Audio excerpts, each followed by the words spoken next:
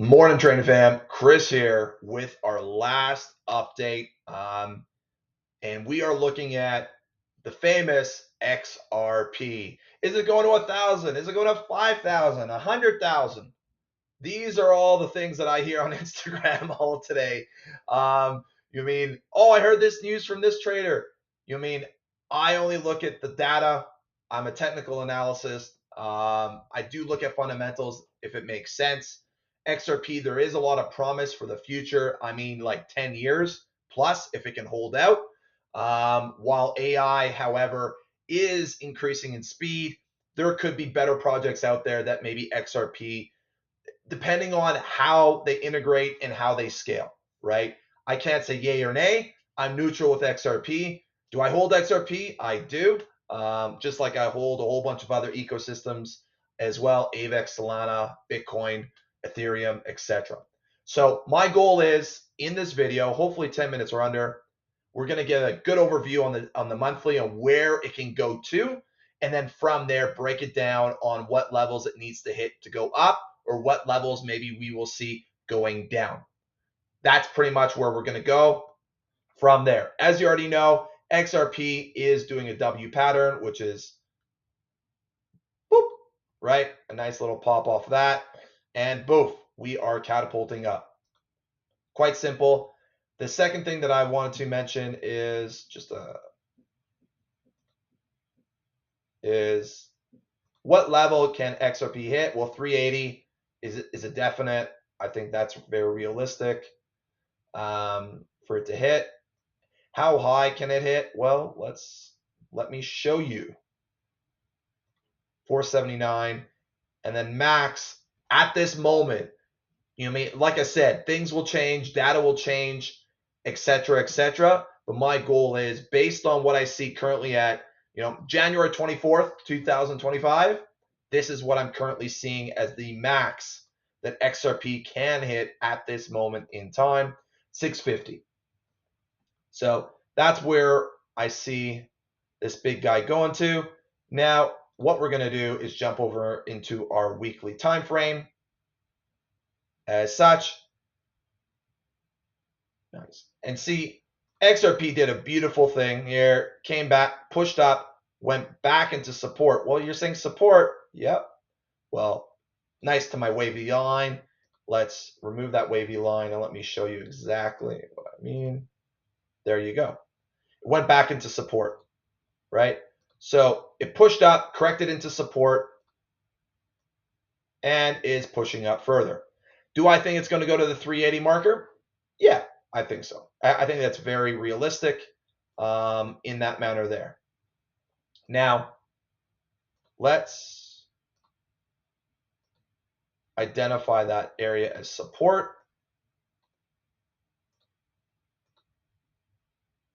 Actually, let's not do that. I don't want to overcomplicate everything with the amount of time that we have.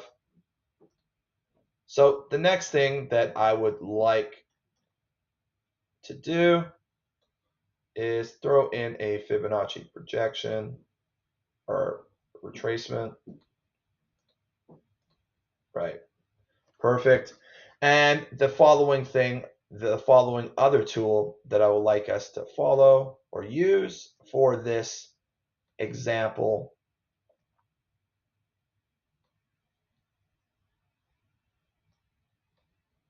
don't think that will work. It may work. Is our pitchfork, which I like. You could use parallel channels. It's all the same, but different. And what I mean by that, it's channels. As you can see with the pitchfork, it creates channels for you, but it uses the Fibonacci numbers in order to create those channels. I actually found that it's, instead of me guessing and guesstimating, oh, well, this channel here and this, I'm fine. Like I used to do channels and trend lines back when I was 18, like thousands of them every day.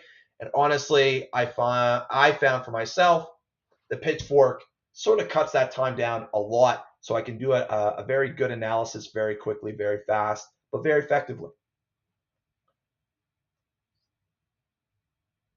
So we got that frame there. And as you can sort of see with this market here, as soon as we out of the 276, we pushed off to our median line, which is at 333. It's not a surprise. Now, for many of you who are going, well, where do we go from here, Kris? That is the question. My timer just went off. I have a wonderful, good old thing like this. These things are a lifesaver when it comes to time management. I'm not plugging anything, but I know it works for me. So overall, back to the analysis here. Right, so we have a nice, beautiful level of support.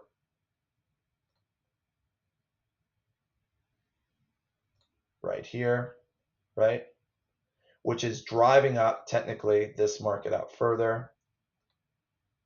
But problem is that we're having is we may drive back down, or we break this median line and we go to the 380 marker. So that's what I'm seeing right now, is this level here at 337 is a key level. Don't mistake it, because the reason why I said don't mistake it is because this market could, and I'm not saying it will, we could be going back into support levels of there if that market doesn't hold. And what I mean by if that market doesn't hold, I mean here, let's just, this level here, if we break that level for whatever reason, then we could go to there, right? That's one. Or we could go to there. So that's sort of where my mind is at. Now, looking at the other side of the coin,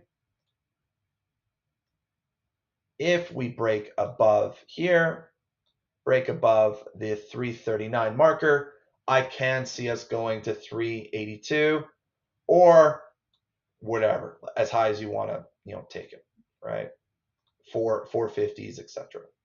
So it's not, I try to look at both sides because I think it's important. But the other thing that I wanted people to understand is this market here where we're at could go to here as such, and we could make a small correction down to 280 or 260. So we have a couple variations here. We have three variations. One, we're correcting down to the 280s or 260s, right? Let's just keep it super simple here.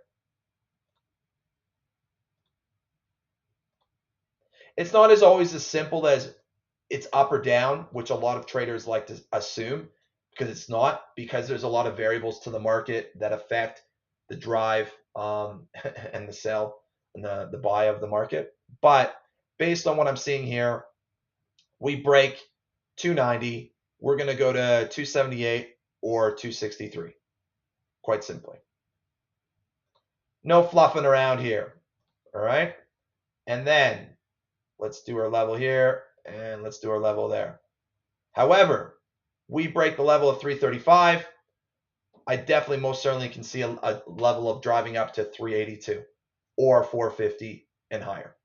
So that's sort of how I'm framing the market right now currently, is we break the low, we're dropping a touch lower into support, and then probably, I wouldn't be surprised, pushing off from there. That's the idea, I guess, behind it. Or we drive up above the 339 marker, 330, 338, whatever you want to call it, find the top on that in the 30-minute. Then we are pushing up to 380 as a minimum, 380, or we just pull through some levels and we get to 450. But I think we get to 380, we may see a small correction back into support and then a drive up further. Hopefully that analysis gave you a little bit of help in guiding you on your XRP, if you're trading XRP or holding it. And if you have any questions, let me know. And yes, I would greatly appreciate like, share, comment, follow, whatever you want. Tell me what you think about XRP, what you think, what's your perspective on XRP. Love to hear your thoughts. And like I said, always trade smarter, live better, and always trade what you see. From the Mindbloome Exchange, my name's Kris, and I will see you in the next analysis. Take care.